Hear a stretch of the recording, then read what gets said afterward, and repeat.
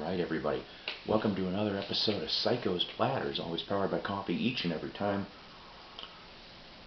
So, what does the mighty Psycho happen to have going today? Well, we're going to go off and do another contest response video, that's right. Ladies and gentlemen, I've got my notes here.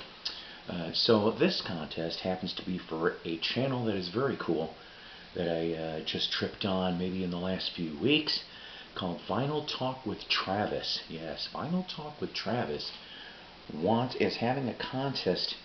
It's basically called the Animal on the Cover contest, or as I like to call it, Show Your Animals.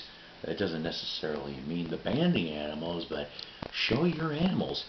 5 different record covers. Well, you know how I can get sometimes.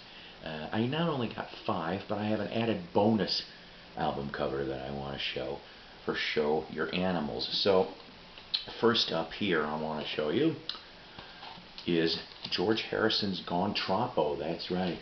And here is this little tropical bird, alright? Because he says animals, birds, snakes, things like that.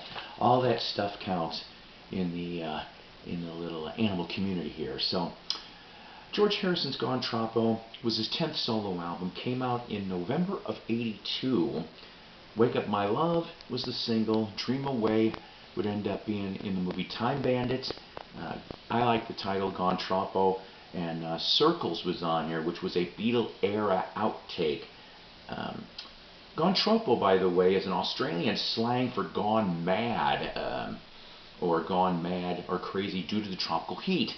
So this was the last album in the Warner Brothers distribution agreement, and Warner Brothers didn't promote this. George didn't really promote this very much. It only made it to about 108 on the Billboard charts. Here's the front, here's the back, and I know this thing seems pretty slapdash for an album cover, but I was like, oh yeah, I forgot about Mr. Tropical Bird there. So, first album on this, Gone Troppo. The second album in this little contest, from July of '83, Asia's Alpha, that's right, Asia's Alpha, with of course the majestic eagle here. Roger Dean, I am a huge fan of Roger Dean's album cover artwork, okay. The Yes album covers, the Asia album covers, I've seen some other various prog rock bands and such, such fine work. Uriah Heep too. But so we got the eagle up here. So this, of course, was their second album. The singles off of this were Don't Cry and The Smile Has Left Your Eyes. This would be the last album to feature the original quartet until 2008's Phoenix album. This one here went to number 6 on the Billboard chart. And even though, of course, the debut album was held in much greater fanfare and esteem, this second album is pretty good, I think, too. So that's number 2. Number 3. Oh, and that last one, by the way, signed by Carl Palmer. When I got to meet him a couple of years back. This next one here also autographed, but from November '74, Charlie Daniels' Fire on the Mountain. This was the 5th album from Charlie, the second album of the Charlie Daniels Band, though. All of this was studio except for 2 tracks, which were recorded in Nashville in October '74. Dickie Betts appears on Long-Haired Country Boy, which was one of the singles, along with The South's Gonna Do It. So like I said, other than the autograph, so what's the animals, you say? The raccoons. Yeah, there's raccoons on the front and the back of this.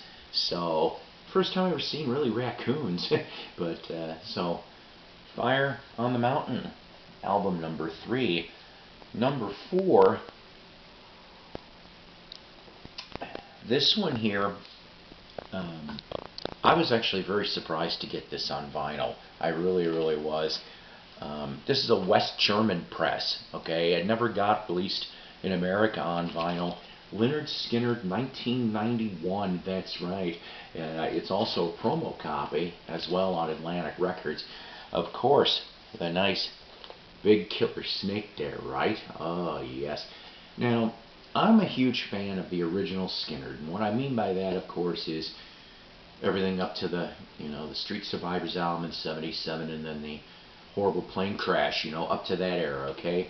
So, I mean, a couple of years before this album was done, they got back together, first at Charlie Daniels' The Volunteer Jam, then they did a short string of dates around '87, '88, then this comes into Forte. Now, this is the 6th studio album, of course, like I said, first album since 1977, Street Survivors. Of course, rest in peace to Ronnie Van Zant and Steve Gaines. Of course, they're not on here. Randall Hall pretty much takes over in the Stephen Gaines part, and then you have Johnny Van Zant, of course, brother of Ronnie, is on the lead vocals. But you do happen to have original members Gary Rossington. Ed King returns for the first time since '75 on studio-wise. Leon Wilkinson, Billy Powell, and Artemis Pyle. And this would also be Artemis's last album for Skinner. Smokestack Lightning was the big single off of this thing. And to tell you the honest truth, I actually enjoy this album. I really, really do. Smokestack Lightning is a killer track, and there's a couple other good choice cuts off of this one. If they would have maybe stayed in this lineup, I think it would have been more successful, but after that, it kind of started to slightly go downhill from that point as far as for studio-wise is concerned. But the Snake for Leonard Skinner, '91. To stay in the Southern rock vein, if you will permit me, ladies and gentlemen, one of my favorite slices of Southern rock from September 1978, Molly Hatchet's first album. That's right. And of course, it's the Frank Frazetta artwork, the Death Dealer, okay, which very iconic as far as for not only for Frazetta people but for your Southern rock here. I remember seeing a couple people put this image on the sides of their vans back in the late '70s, early '80s. And I thought it was pretty badass, to tell you the honest truth, back then. But of course, we got the horse here that Death Dealer is riding on. Here's the front, here's the back. So originally, speaking of Ronnie Van Zant, he was supposed to take a break from Skinner after the Street Survivors tour and produce this first album. That's right, because he was a big fan of this band, okay? There was talk he wanted a break anyway with his vocal cords starting to be screwy and everything, and he was like, hey, I can crack the whip with these guys too for production. And they were willing. They were like, Ronnie, have a go. And then, of course, the tragedy happened, and so they went in a slightly different direction in that part. But you got a kick-ass stuff on here like Bounty Hunter, Gator Country, The Creeper, and of course the Greg Allman written Dreams I'll Never See, which is one of my favorite Molly Hatchet epics. So, 5th album is The Horse on the Death Dealer. Now, bonus album. Why? Because I'm the psycho, and I can be a smartass that way sometimes. Number 6, 1979, September's Boogie Motel from Foghat. Yes, see the gorilla on the Boogie Motel here. Yeah, Boogie Motel looks pretty crazy for a motel, huh? This one here is signed by the band in the early excuse me, I am so sorry. Right around late '90s. What am I? I'm tired. This was signed in the late '90s, and but very cool to have. This was their 8th album. Third Time Lucky was the single.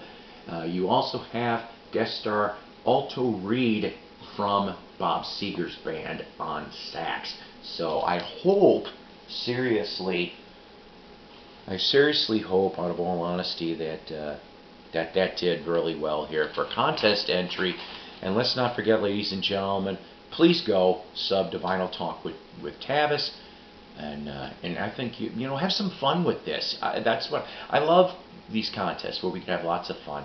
And so, you know, take care, Tavis, and hope Jimmy's still zooming away in your place there. And you know what? one last thing for everybody here, since I'm filming this in the final hours of 2021. Happy New Year to everybody, and for a better 2022. And as usual, take care, God bless, rock on, and always powered by coffee each and every time. God bless.